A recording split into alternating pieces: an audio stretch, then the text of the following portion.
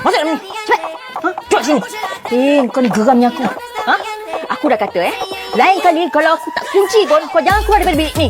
Kalau tak, kau merasa ni. Ni. Kena kan?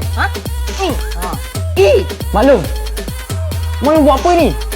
Kau pun ada. Kau pun nak rasa Kejap Maklum, kejap. Sebelum Maklum buat apa buat saya? Faiz dah rekod. Kau rekod apa ni?